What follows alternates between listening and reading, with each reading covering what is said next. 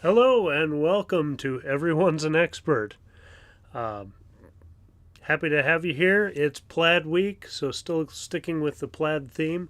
I hope this green on the blue isn't too horrific looking, but it's the other plaid shirt I have, so that isn't a super warm jacket. So this is what we've got going tonight.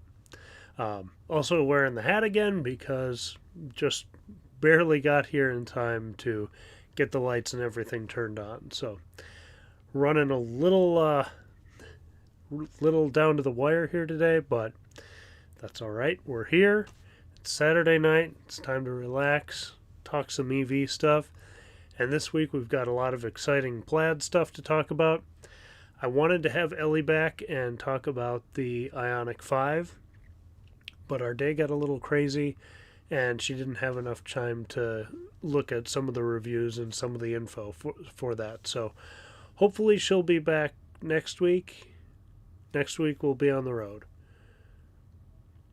So she might, if we can manage to do the show on the road at the hotel, she'll be with us at that point. So she might be on the show next week, but we probably won't be talking about the Ioniq 5. We'll probably be talking about the trip, but we'll see how that goes. But like I said, welcome.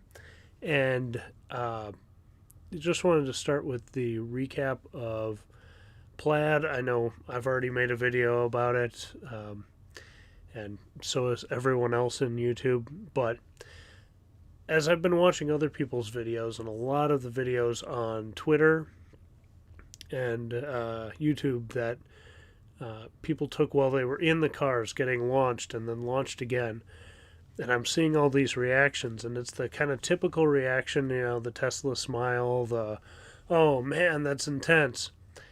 And then this afternoon it hit me. Everyone who had been at that event had already felt the intensity of a Tesla launch. And a lot of them have probably felt the intensity of a ludicrous launch. And so here we have an audience that's pretty jaded to, the Tesla launching. And they're all having that first time reaction. And that really hit me today, that for the average person that's not used to driving a Tesla, just to go into my slower Model Y is a huge boost. But for me, I'm pretty used to it. Like, I still enjoy it. It's great. But going from a gasoline car to Plaid launch is literally going to blow people's minds. I hope nobody has concussion symptoms after that. They were even saying during the launches, put your head against the or the headrest, because the snapback is so intense. So hopefully, people like Tyler who've got a bad back, maybe that launch is not for you. Although you've had your surgery and it sounds like that went relatively well at first. Hopefully, the healing process is still doing its job, and you'll be back in great shape soon. So best of luck to additional recovery there. But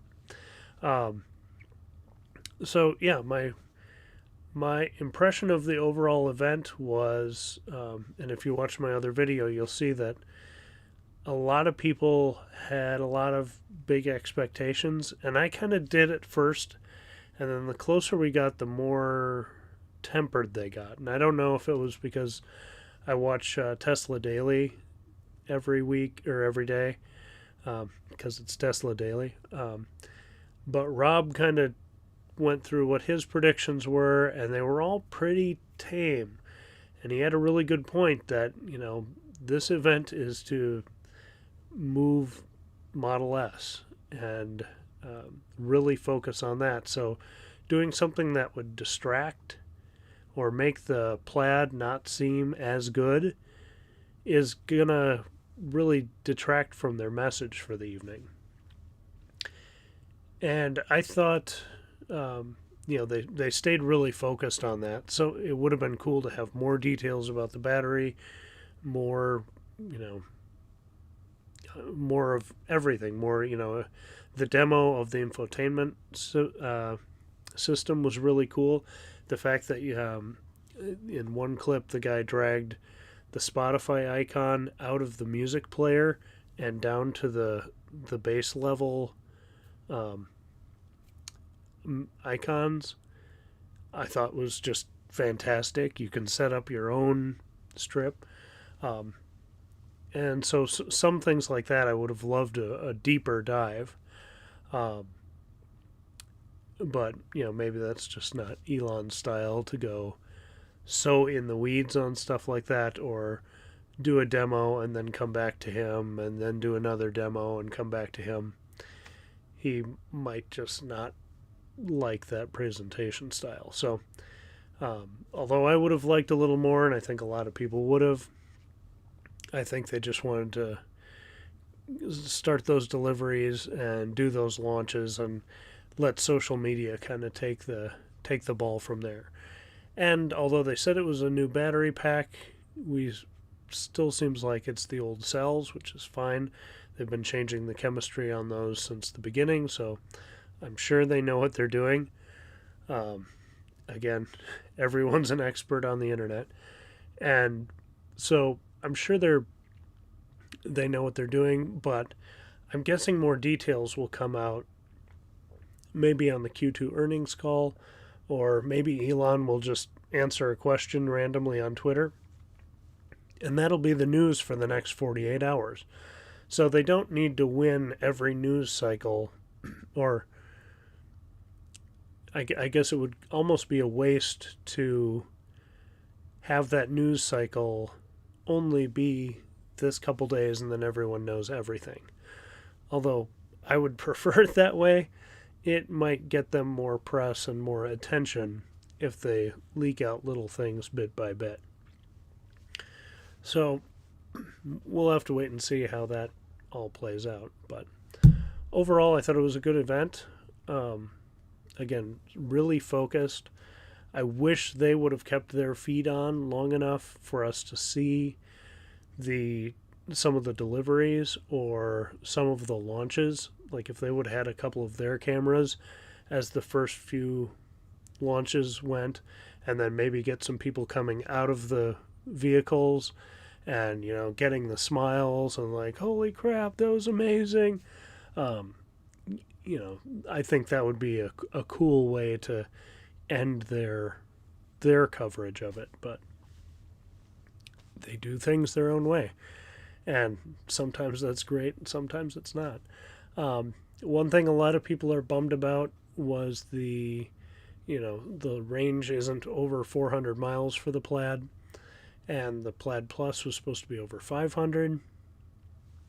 And Mike and a few other people I talked to at Invictus the other night were estimating that the real range for the Plaid would be in the middle. And through software, if it is a new battery, through software they could maybe raise it over time. Or if it's built for this kind of performance, maybe they are doing the Porsche thing where they kind of leave a little of the range unannounced. And, so maybe you can, if you're not hammering it all the time, get over 400. We'll just have to wait and see until real customers are driving them and what they can get. But overall, I think the car looks great. It seems like they took more time and attention to detail. People, one person I saw was talking about it looks like the stitching and the piping on the seats is better. Those kind of things that, I don't care too much about. It's great if it makes people happy. That's fantastic. I care more about, are they comfortable and durable? But everybody's got their own thing, and when you're spending that much for a vehicle, you should have that attention to detail in every aspect of it. So hopefully that does come across and people are impressed. Another reason I'm thinking they may have dropped the Plaid Plus is I've heard rumblings, and I don't know how much validity to put into them. But I have heard it seems like Lucid is maybe having a harder time getting to production, or getting all the details and everything in the Lucid Air. And so I'm wondering if that's going to even continue to be later, and maybe someone at Tesla has some inside knowledge of that. If that's going to continue to be later, or they're going to have to downgrade some of those specs, I wonder if Tesla knows that already, and maybe they were thinking, well, why are we competing for something that either won't exist for a while or won't ever exist? And let's just do, what we can and maximize how many or how few batteries we can put in one vehicle, and produce more vehicles. If they're definitely production constrained at this point, so it would seem like pretty easy calculus to let's get the largest number of vehicles out and use our batteries in the most strategic way. Even though, Plaid Plus would have been pretty fun. And I have heard people talking about, and that Lucid stuff, I'm just piecing stuff together from different tweets and video clips or things I've seen people talk about. So I have absolutely no insider information on that. It's just kind of the gut feeling I am getting. Like, they seem to be slowing down from, they were really building up excitement about 3 to 6 months ago. Excuse me. And now it kind of seems like we're either treading water or it's the calm before they start releasing them, and they're fantastic and people are buying them and really happy with them. That'd be great. But I think we're kind of in a wait and see moment. So, I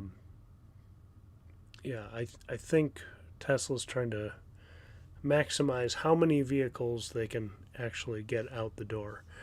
And that, 0 to 60 time, the quarter mile time, it is beyond ludicrous. It's Plaid. And I don't know, one of the other concerns might have been if those top line numbers, 0 to 60, and the quarter mile time, if those were the same between the Plaid and Plaid Plus, like maybe they had add a little more oomph to the motors, or just let them rev a little higher, but had to add more batteries to get that 500-mile range, and then the specs were basically the same, but you had a 400-mile version and a 500-mile version, they may have, like I said, made the calculus that it's a big waste of batteries, and just to do that.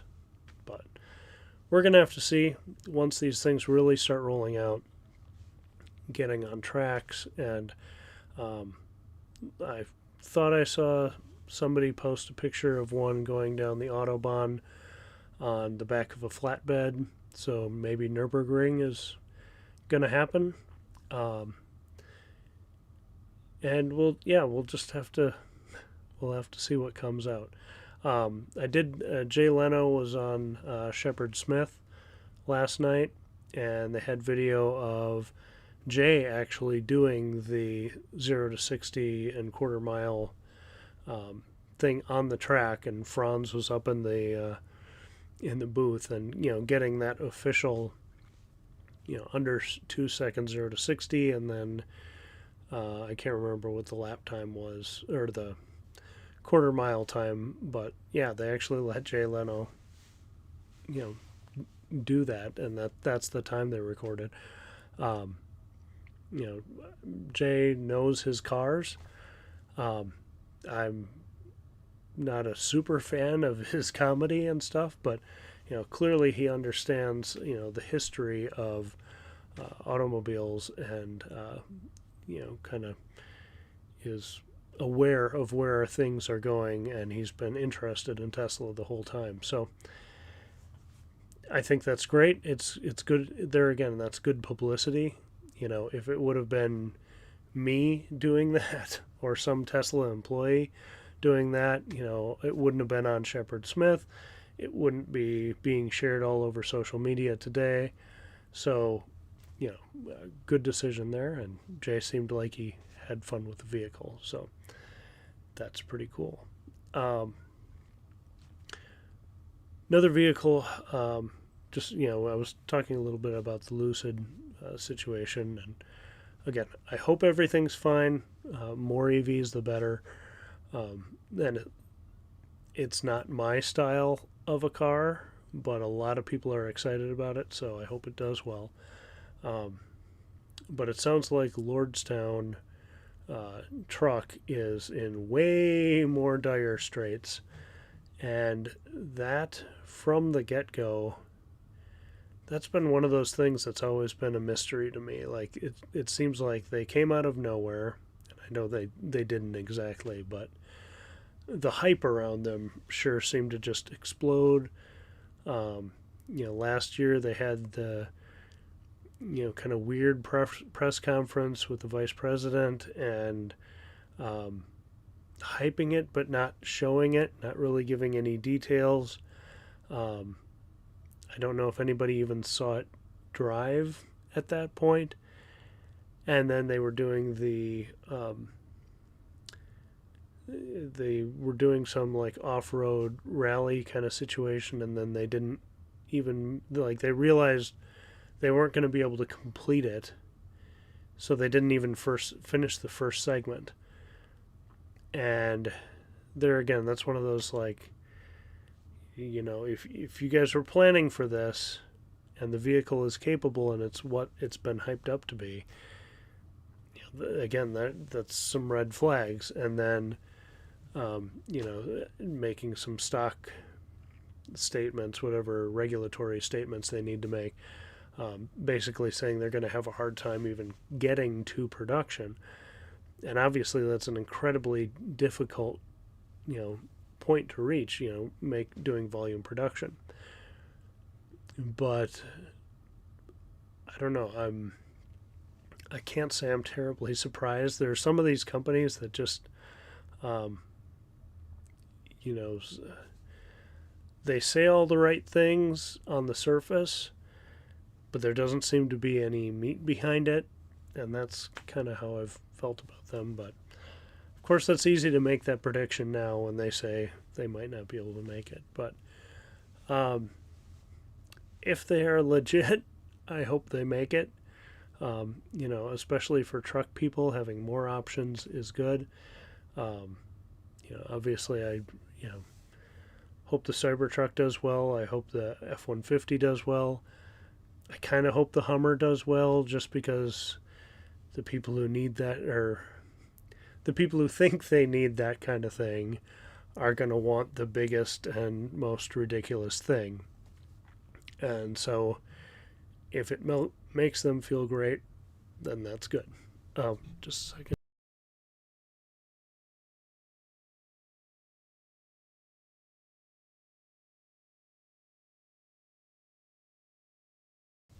Sorry about that. So yeah, we're just gonna have to wait and see. Maybe I should change this show's name to "We'll Just Wait and See," and everything kind of comes out in the end. So, but speaking of the Cybertruck, last week, I think it was last week, there was a lot of rain in Texas, and there were images from Gigafactory, or Giga Austin, Giga Texas, whatever the real name is, of rain pouring through holes in the ceiling. And people giving the, oh, woe is me, it's not going to be ready. Um, and they were showing, other shots, drone shots from the building show, where they need to cut out holes in the roof. And I don't know a ton about this specifically, but I was operations manager for a company that had a building for a while. And, sometimes you have to put holes in the roof. And definitely when you're doing new construction, you put the roof on and then figure out where your holes need to go for HVAC. And I'm sure, we had a spray booth for, automotive style paint in our building that required cut a new hole in the roof. And with the rate of construction that they're doing right now, it totally makes sense that they're cutting the holes in advance, waiting for machinery to get in there, and like doing multiple things at the same time. So when it rains, water's going to pour through those holes. And as long as there's not stuff underneath that's going to get ruined, which they would have tarped it if that was the case, then I don't think there's anything to worry about. It seems like a pretty regular part of construction, I would think, especially at the speed that they're doing it. So I don't think there's a lot to worry about there. Going back to the Plaid event quick, couple fun comments that Elon made that I took note of was faster than any Porsche and safer than any Volvo. I think that's great. And a little while ago, there was a Porsche print ad that was actually a kind of a duplicate of something they did in the 80s, kind of mocking other vehicle brands. Like, did you really want, did you dream of having this when you were a kid? And it was, some other old, gas cars in the 80s or 70s or something. And then, they just recently did that with the Taycan. And they had, did you really dream of having a Tesla or a, something? And a lot of people were up in arms about it, and like, they're promoting their gas cars. And really, then it goes to the fine print about how great the Taycan is. And I thought that was like pretty funny, and especially when someone pointed out that this is an old marketing style of Porsches. I thought, yeah, why not? Let's have a little fun. Let's mix it up a little bit. And I don't have any problem with some of that kind of good-natured, corporate ribbing, I guess. It gets people going. It gets people talking about it. And, they were promoting the Taycan. So, like I said, it's another EV. And so far, everyone who's driven one seems to think it's fantastic. So that's all good with me. That is... Oh, one other... sorry, my notes are a mess. I've got last week's notes, the Plaid event notes, and some other notes for the live stream up here. So, one other thing that I was super glad about from the Plaid event was tomorrow's video I have coming out is a hour and 20-minute deep dive into the center console of the Model Y. It applies to the Model 3 as well, but it's what is this icon? What does it do? What does it mean? What does it bring up? And what's in there? I try to go through it really as quickly yet thoroughly as I can, and it still took an hour and 20 minutes to hit everything. I should probably, in the comments section, put some timestamps in there so people can find the thing they're looking for, because it's a lot. But I figured if you're new to Tesla, or if you're about to take delivery and you want to kind of understand how Tesla does its menus and like where you can find different things, the glove box and wipers are things that seem to be, really get a lot of attention online. So I wanted to, kind of show how easy those things are to, find and then adjust. You shouldn't have to adjust your glove box much, but so I was really happy that it sounds like the new UI is only for the S and X. Tesla Raj, I was watching a video of his earlier today, and he said he was talking to some of the engineers, and although we might get updated software, it sounds like that user interface where you can drag icons around and things like that is only going to be for the S and X. So a little bummer that we aren't going to have all of those features, but the amount of computing power in those vehicles is quite a bit more. And I think they probably want something that kind of offsets the S and X as kind of the flagship vehicles compared to the mainstream vehicles of the 3 and Y, and then whatever the $25,000 Tesla is going to be. So I'm happy that actually finished editing that video Thursday, the day of the event, the Plaid event. And as I'm wrapping up that edit, I'm just thinking, what if we all get a software update tonight and everything's changed? Because just a little behind the scenes YouTube, look is I actually shot this video several times.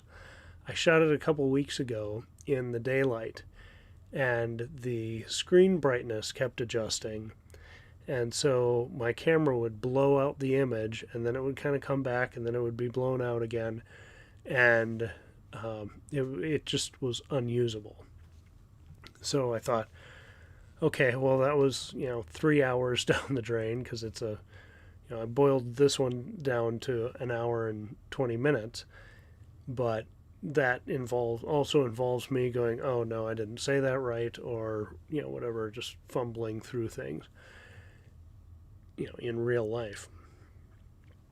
So I reshot it on last Sunday night in my garage. I'm like, okay, we'll be in night mode. That's fantastic.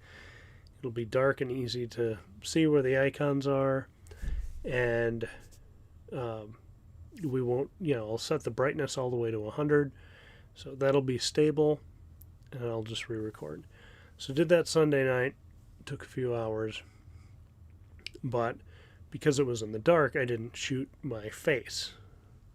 And in the other time I had shot, it was daylight, so did both shots at once. But the upside for the viewer is that I re-recorded myself doing like a commentary kind of thing with that video, so I was able to streamline it as much as possible, still hopefully give some good information and a little bit of the whys and hows of a couple different things, and shared some of my preferences, but I tried to do it as succinctly as I could, and I managed to tighten it up quite a bit. So I think it's hopefully going to be really helpful for, like I said, those new owners or people who are expecting delivery and just want to learn it on the front end. So hopefully people watch it.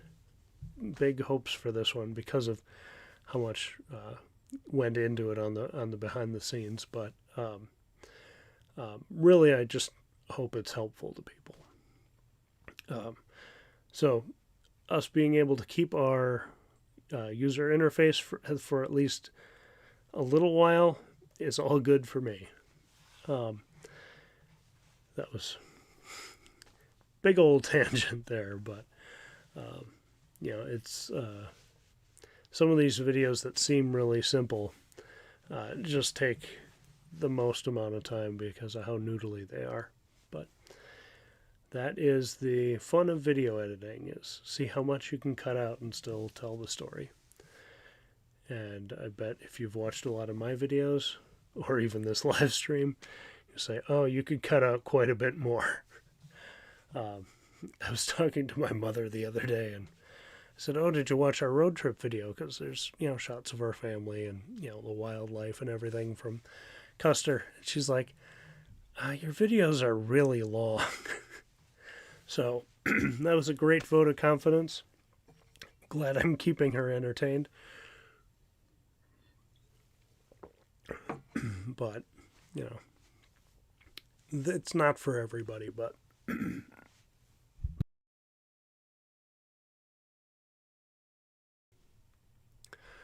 especially if I'm coughing at you, so I apologize for that. Yeah, so I guess if you guys have a preferred length, that'd be something that I'd be really interested to know. Is I've found that road trip videos, as long as they keep moving, I enjoy longer form because I'll just kind of have them on in the background, see some beautiful sights, and maybe get a little information. I get a little bored sometimes when people are explaining every nuance of every charge at every station. To me, that can be kind of a gloss over unless you ran into something unique or problematic. Then just let's roll and hit the road. Show me more scenery, or different sights or things you're seeing along the way. So that's my style, but I guess I don't like. I could make a 5-minute road trip video, but at that point I wonder what the point of it is. But if you have a preference, either put it in the chat or stick it in a comment down below. I'd love to know other people's opinions on that kind of stuff.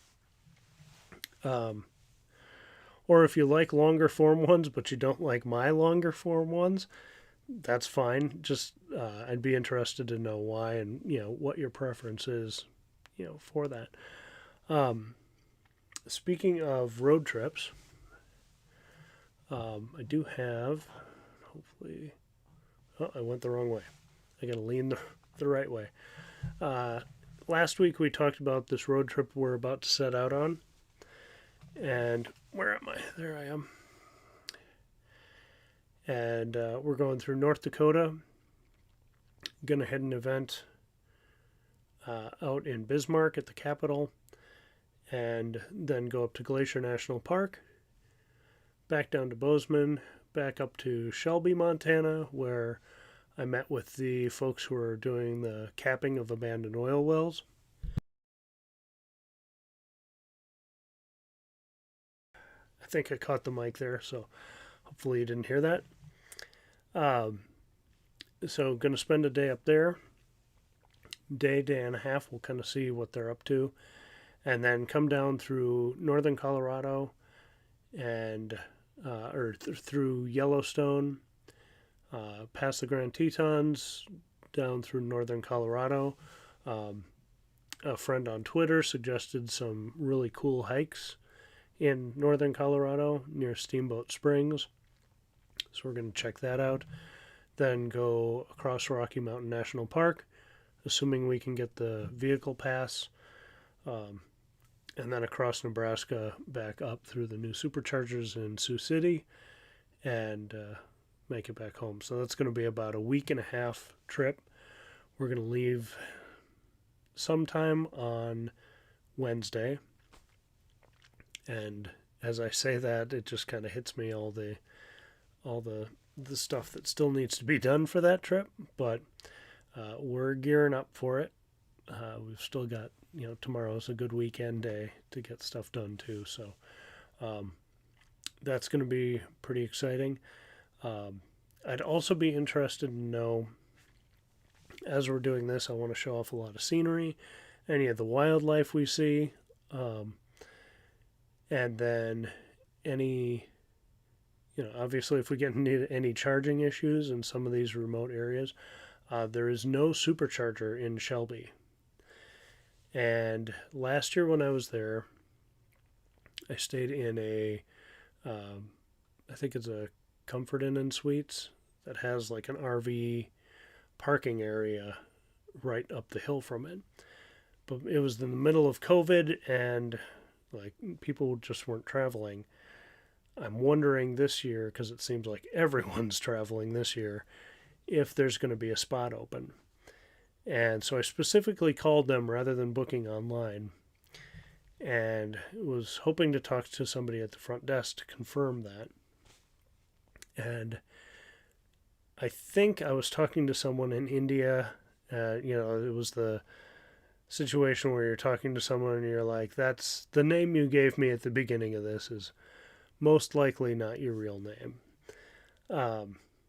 But whatever. I'm just concerned I'm going to get up there and the front desk is going to go, no, that's all booked. You can't use it. Apparently there's another plug near the train depot. Shelby is a major train stop for moving stuff across the country. So apparently there's a NEMA 1450 up there. If not, I think I know enough people in the area that I might be able to get at least a 110, or if I can find the property owner who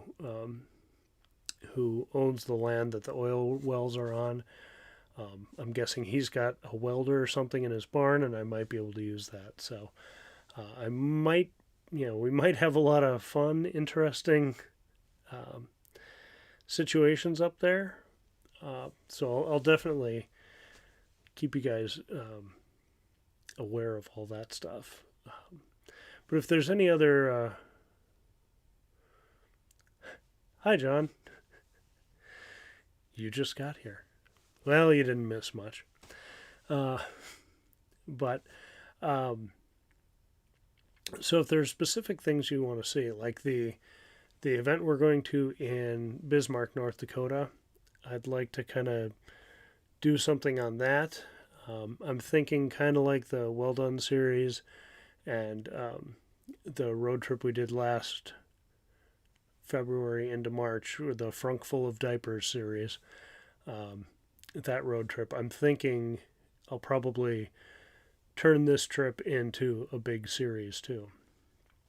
And like the Frunk Full of Diapers thing, we kind of had a Western theme. It was all, kind of a fistful of dollars themed, with the music and everything. And so I'm kind of looking through, I'm kind of thinking of like Misty Mountain Hop or, something like that, although Led Zeppelin is, impossible music to get the rights to, at least at my budget, which is nothing. But, I'm trying to think of like, I guess I could maybe do like a Rocky Mountain High thing, but, sometimes when you do that, the music doesn't have a lot of energy when you're looking for things that kind of feel a certain way, and I like the more upbeat, moving down the road, energetic stuff, and then maybe something a little softer when we're in the mountains or something that feels more acoustic style or something. But still trying to figure out if that's going to have a theme or if it's just going to be big summer road trip. And maybe that's the way to do it, like one crazy summer, like do something fun like that. But this is essentially what our route's going to be. And like I said, we're going to do, I'll probably do little feature videos. So I don't know if they'll always come out on Sunday. Depends on how much editing I can do on the road as well. Because my wife's not going to be with us the whole time. My brother will be with me the whole time. But if my daughter goes to bed at normal times and we're just stuck in the hotel room, like, waiting for us to go to sleep, I should have all the time in the world to edit. If that's not the case, then we'll just kind of have to see what we get. But if I don't have much editing time, I might do just little features like, here's the Bismarck event, and then we're going to move on from that and, do, a little, I want to do a little feature in Dickinson. We're going to get a kind of personalized tour of the dinosaur museum there, which I'm super stoked about, and might do something on their level 2 charger, how they got that installed, how often it gets used, and all that. Some of this I may have talked about on last week's episode, but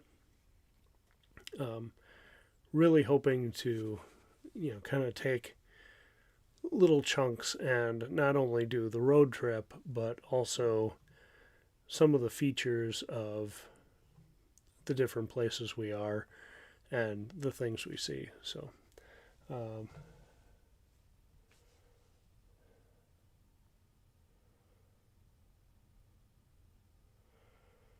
yeah, a guy in your Model Y, yeah. It's funny, the door handles do take a while to get used to, but I had to move our Prius just, well, I guess we did end up going out for a drive, but I had to get in and out of it quickly.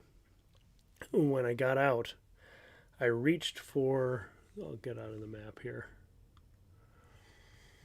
When I got out, I reached for the handle to, do my thumb button, and it just kind of went right into the dash. I'm like, oh, wrong car.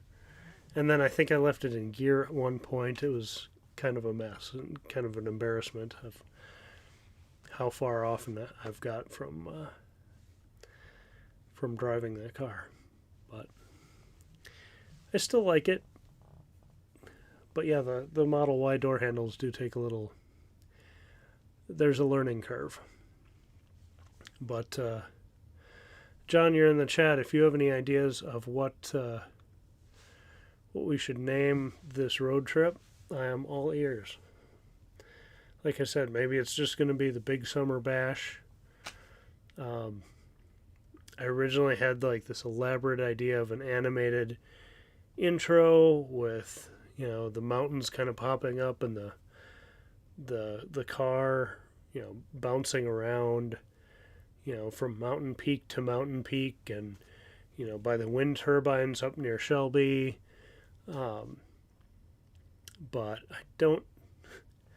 I don't see me having enough time to finish that kind of an animation in the next couple days. But we'll see. I want to do something to kind of distinguish it, and kind of, I'll probably make it its own playlist and everything too. So if anyone has thoughts, I'm all ears. Get back out of here. So if anybody has any thoughts about the Plaid event, what you thought of it, if you thought there were missed opportunities, like I said, I didn't think they were going to do too much to distract from the that would take attention from, we want to sell this Model S, because I'm guessing the margins are pretty high, and I'm guessing they also put a pretty big order into that chip company that's doing the gaming chip. So I would guess they put that order in thinking, okay, we're going to move a lot of these. So I don't think they want to, cannibalize that attention. I did think we might see something with the Semi, though. Just because it's so different that somebody in the Tesla group, I can't remember who it was, so sorry. But somebody I interviewed was saying that it would be cool if the Semi raced the Plaid. And that would have been cool, But I think that would have been the only situation where we would have been going, oh, the semi's kind of slow. Where in every other test or demo they've done, the semi seems like it's pretty fast. So that was probably a good choice.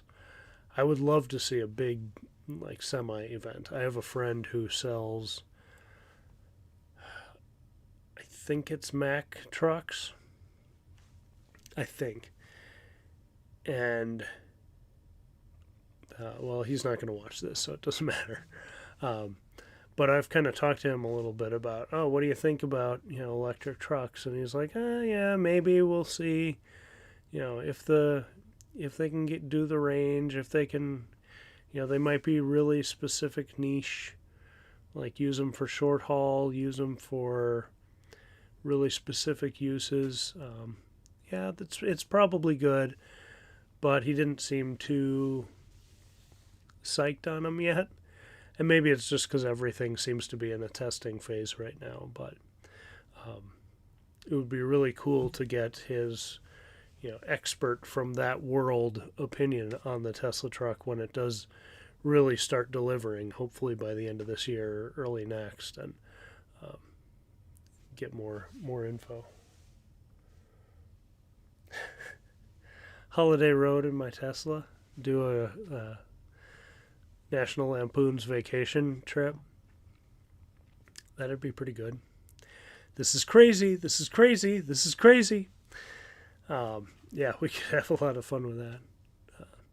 I could put wood paneling decals down the side of the Y. Turn it into a real family truckster. It's a good idea. That could be pretty fun.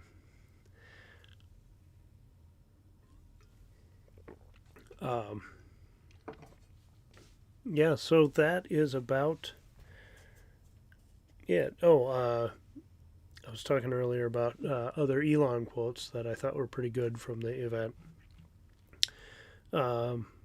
His other one was talking about the radio. He was talking about the English language that apparently I can't speak. He was talking about the radiator and how efficient the fuel or heat pump and everything is in the Model S Plaid, and he said, yeah, this thing can haul ass over and over again and it doesn't get winded. So again, we're gonna have to see it on the track. We'll have to see it on the Nürburgring and all that stuff, all that fun stuff that people are gonna do the second they start taking deliveries, and see more and more tests and examples of it working. 7. I didn't get that. Sorry. Ventilated front seats are another thing I think people are going to be really excited about. I think the S at one point had them and then they took them away. Or the X had them and they took them away. I've never had them in any vehicle I've owned, so maybe I don't know what I'm missing. We were out hiking a good portion of the day today, and yeah, getting in there with a sweaty back is not as fun. So a ventilated seat sounds like it would be pretty nice. I love the Plaid event. Not sure why everyone expected more. Reminded me when the dual motor event in 2014 or 20. Yeah,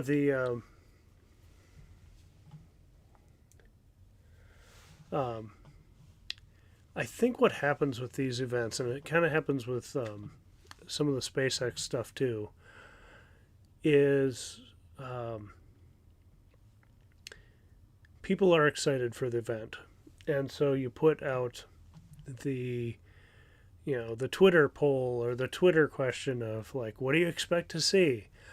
And then, somebody says, oh, I think we're going to see, they're going to bring out the Roadster.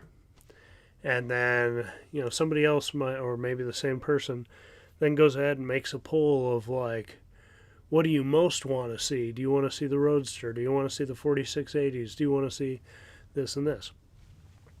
And other people kind of kind of feed off that and add their, oh, I think if we see anything, it will be this.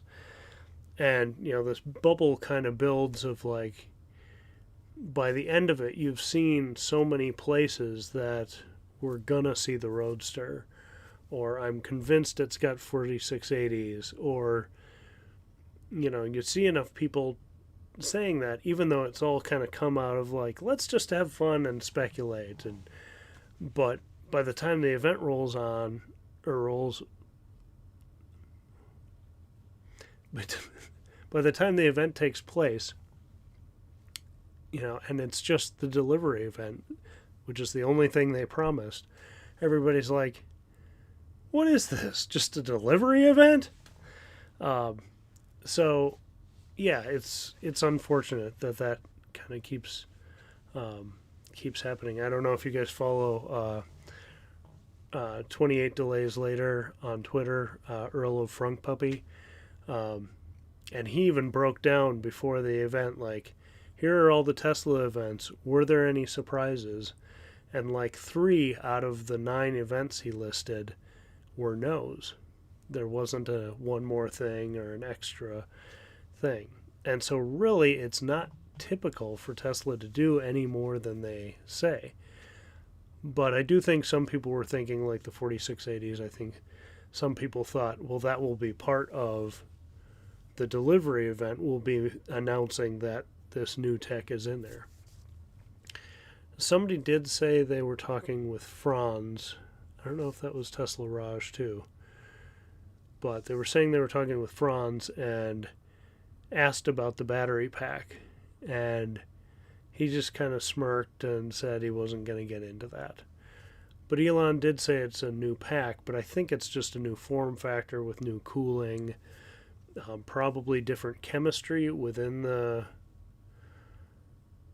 what is it, 2160s? I've got too many battery numbers in my head, but I think it's still the same old form factor, but probably the chemistry or manufacturing of the cells might be updated. Definitely, it doesn't seem to have the same like horizontally stacked packs in there, so they've done something with it. And obviously the old ones couldn't do this kind of performance, so there must have been some magic in that old silk hat they found. For when they placed it in the S, it almost left the ground. That's the best I can do live. Sorry. But, yeah, I thought it was a good event. Really pretty simple. Like I said earlier, I would have liked to have seen them hang on to the feed long enough till a few people got test drives and get their reaction getting out of the vehicles and kind of show that excitement. So it's not just the on-stage hype, it's the, people having that experience and getting out and going, wow. And like I said earlier, these are all people who are very familiar with Tesla and have done the launches before. And so for, that baseline of what impresses them is pretty high. And I was just watching before I came on, I had the video from Drag Times up. And that guy, like, that's what they do. They do drag times. So he's used to being thrown back in his seat. And he seemed pretty happy with the way, this launch was going. So, yeah, I think it's, if you look at what they showed and like the carbon wrapping on of the rotors, or I can't remember the exact details, but like that whole like how they keep the RPM so high all the way up to 200 miles an hour is bonkers.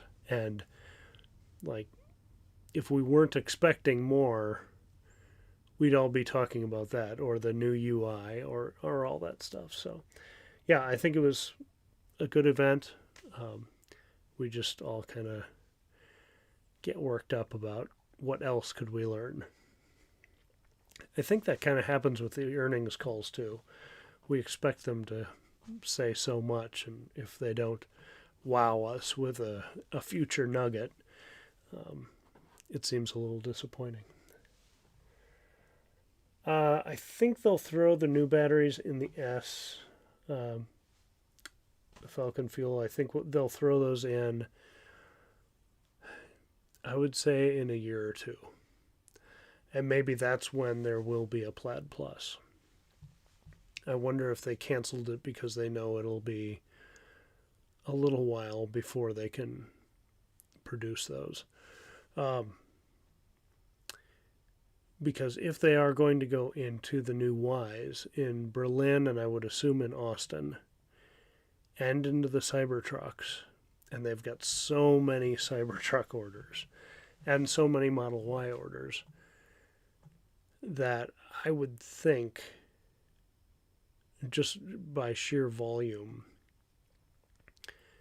that they're going to save them for those lines first. And then as they scale up production, like I said, maybe in a couple years, they would maybe shut down the S lines again, switch to 4680s with a structural pack, and then maybe name that the Plus, or the Plaid Plus. But we'll just have to wait and see.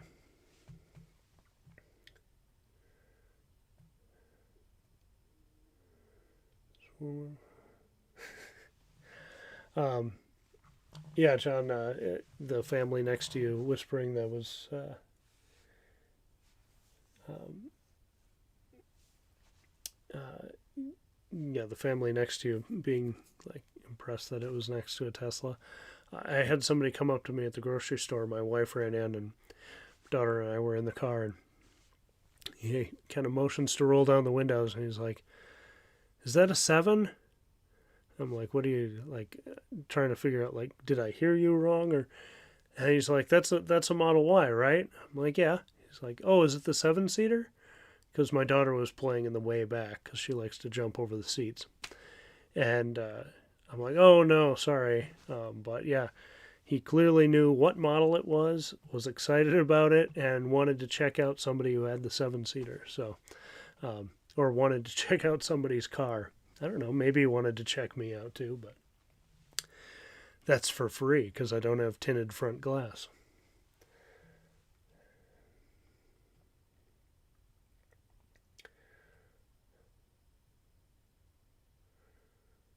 Yeah, the carbon sleeved rotor is amazing. Um, that's one of those things I would love to hear Sandy Monroe's take on it. I don't know if you've been watching him do the teardowns of the Mustang Mach E, but he was pretty brutal on the cooling system. Um, so he definitely likes things progressing and new technologies. So I have a feeling if he was watching that event or watched it yesterday, um, I have a feeling that's the kind of thing that he was like, "All right, we're ordering one right now because I need to get my hands on that." That seems so up his alley, and that was one of the first things I thought of when I was watching that. Is um, boy, he must be just jumping out of his seat waiting to get a hold of that thing. Um,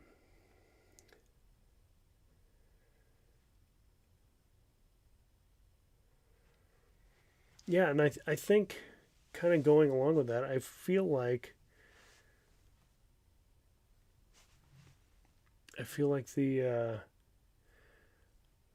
somebody, maybe it was Zach and Jesse, were talking about like the gearheads of the future will know what they're looking at when they see that clip of they had the kind of cutaway motor section, and I don't like it's shiny and cool, but I don't really know what I'm looking at. Frankly, I wouldn't necessarily with an engine either. Like, I'm not the biggest gearhead. Um, my brother would know every part and piece, but probably wouldn't with the electric motor. So, yeah, I feel like the gearheads of the future are going to be drooling over, like, that was the moment, man. Um, we just, have to see them perform and then see why it's such a big deal.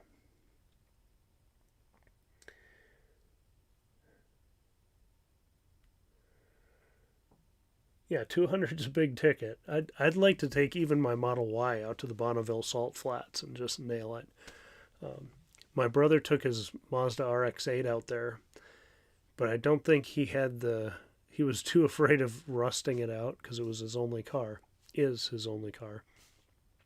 Um, well, now he's got a like 1989 Volvo as well for hauling lumber and stuff, but he drove it to the Bonneville Salt Flats and took a photo of it out there, but didn't actually run it because he was too afraid of like getting salt just everywhere.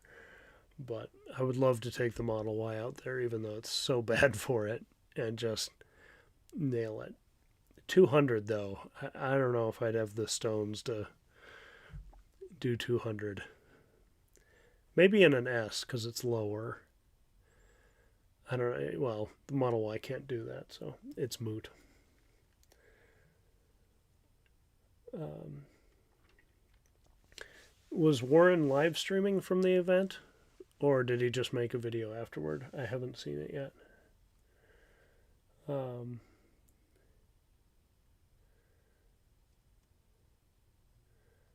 Yeah, yeah. It doesn't matter too much what the battery is when you can go that fast.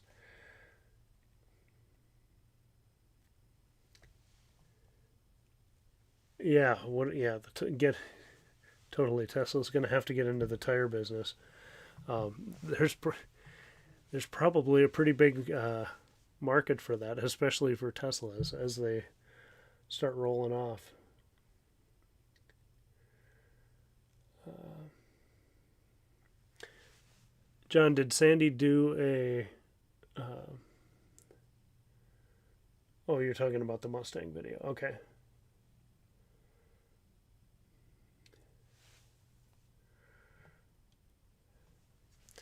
Yeah, I thought the oversight on the child button too was just um, staggering from a company like Ford. That's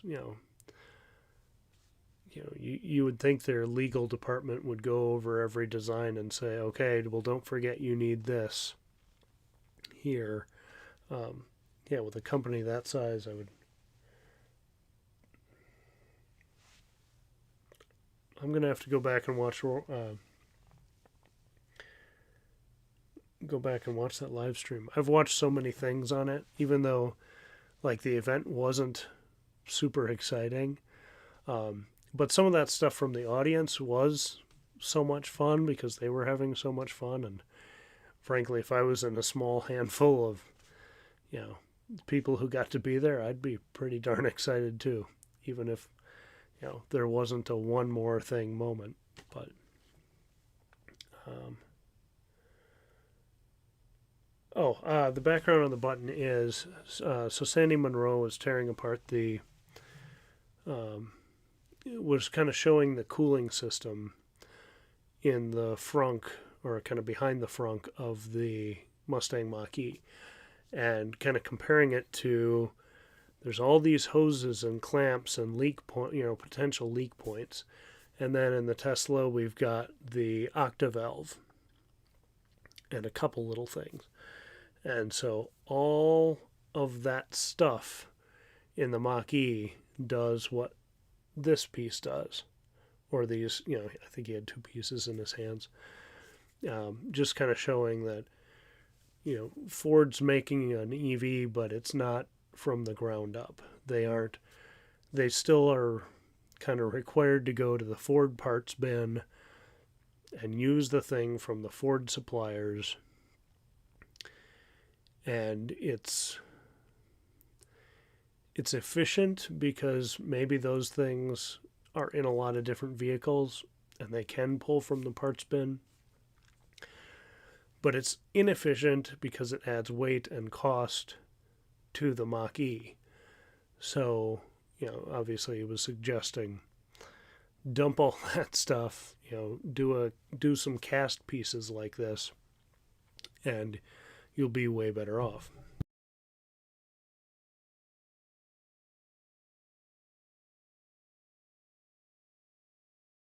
Excuse me, I hope I got the mute on for that one.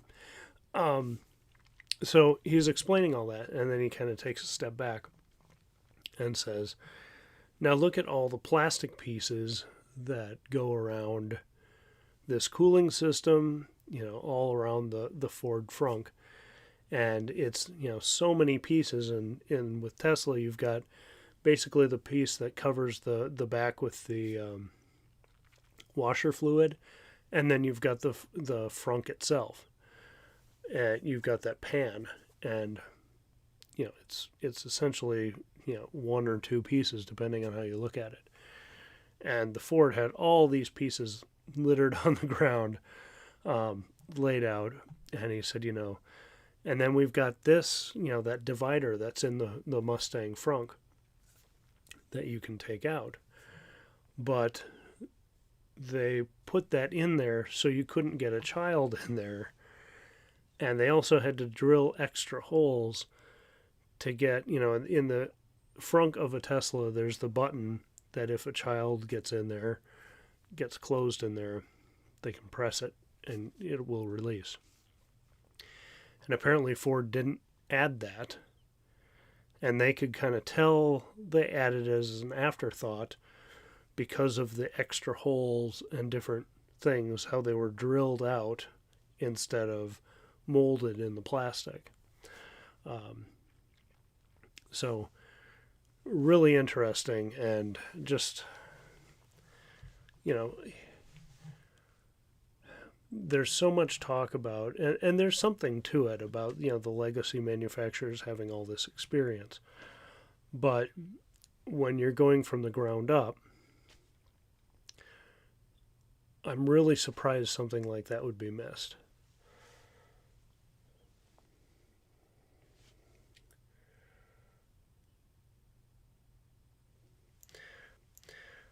Yeah, more parts, more problems, Elon, probably. He always says the best part is no part. He said that on a few different SpaceX streams. So, where he's like, you can spend months trying to optimize a part because the part has always been there. But the question that needs to be asked is, does the part need to be there? And if there's a way to not have the part there and have a bubble in your throat instead. But if there's a way to have, do without the part, or another way to achieve that part's function, that's the way to go, rather than spend months trying to optimize something that shouldn't be there all the time. And that's a huge thing that he kind of drills in with the SpaceX interviews and live streams. And so, yeah, that's exactly right.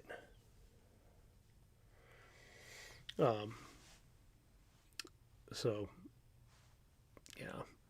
But I thought it was a pretty good event. And, actually, I almost had to pull over to watch it. The Minnesota Tesla Group got a room at this brewing company where we were all going to watch the event together. It was going to start at 7 California time, which is 10 here. Or no, 9 here. And the bar had to be like hard out at 10:30. And then, like, once everything was scheduled, people were on their way up there, we kind of found out that, well, the event starts, like, they're letting people in at 7 California time, and the event isn't going to start till 8:30. Well, that meant the event was going to start right as we had to leave the bar. So that's why in my video I kind of got everyone's expectations and then got out of there. But by the time you finish talking to everybody, pack up the gear, say a few more goodbyes, somebody pulled up in a cool new Tesla or a cool new wrap, start talking about that. So by the time I was leaving the parking lot, the stream was starting from on YouTube from Tesla. And I'm like, well, I don't need to see it. I can just hear it. So I left the video running on my phone. I wasn't watching it, but left it running and had the audio playing in the car. And I'm driving down the highway, and They pump up the music, and Franz comes out and talks, and then they do that kind of montage between Franz. I think it was between Franz and Elon. Yeah, because it ended with Elon in the car, and then he did the loop. Well, the sound system is so good in the Y that this music is just pumping, and the bass is, and I'm flying down the highway because I'm jazzed up, and I'm like, yeah, this is gonna be so cool. And as the montage is playing, I'm like, I am probably missing some really cool stuff right now. So I'm like, do I pull over in just some random part of town for a half hour and watch this on the screen? And I was like, no, because then I'm gonna still have to drive home and everything after that. I live in the southern metro, south of Minneapolis and St. Paul, and the event was north of Minneapolis. So, not a huge drive, not a big deal, but still was like, I want to get home. So ended up getting home and walking. By then the event had ended.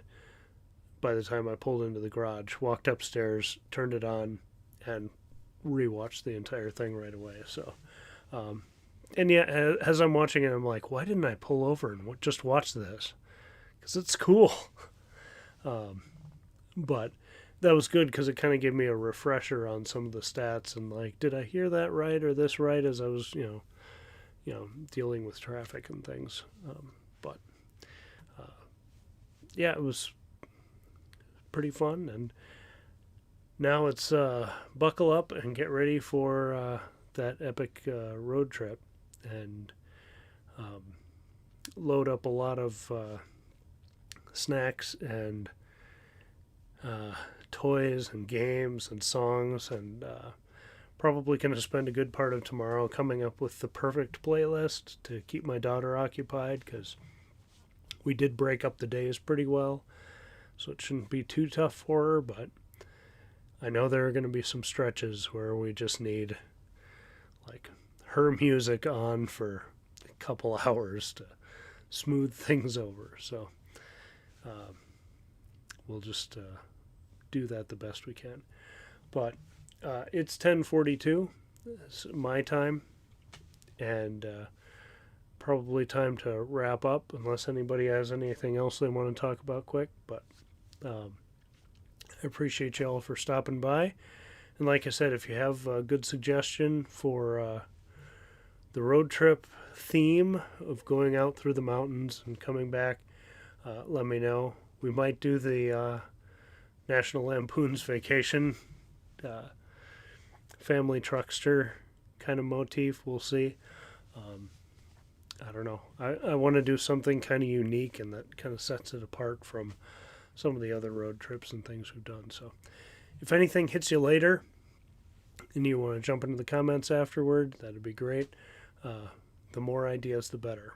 But have a great week. We will be in a hotel next Saturday, but we may have spent the entire day hiking, and I'm not sure what the Wi-Fi situation is going to be there, so we'll see. It might be one of those where I post the thumbnail and announce that I'm doing it live 10 minutes before it happens. So keep an eye out if you're bored on next Saturday. Otherwise, I'll catch you probably in a few weeks. If I can't make next week, I know I won't be able to do the following week. Calendars are handy. Personalized calendars with my daughter, which are not for sale because that'd be super creepy. Let's see.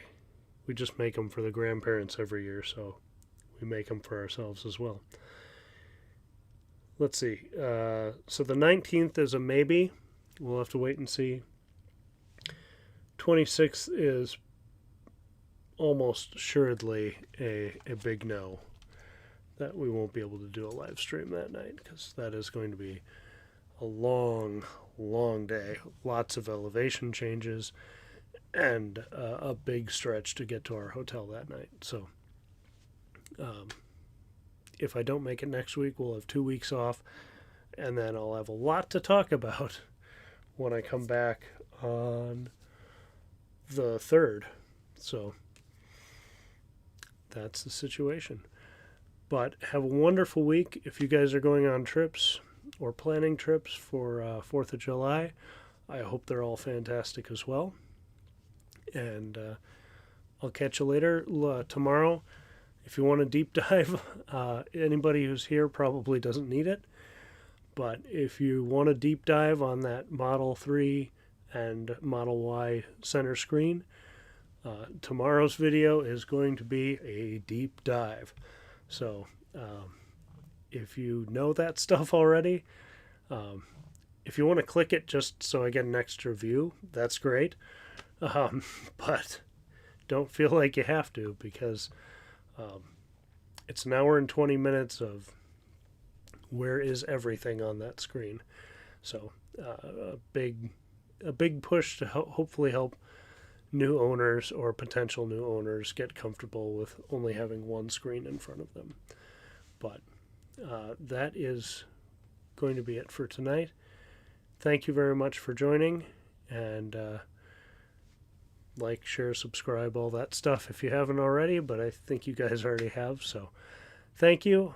Have a great night, and look for more videos from the road coming as soon as I can publish them.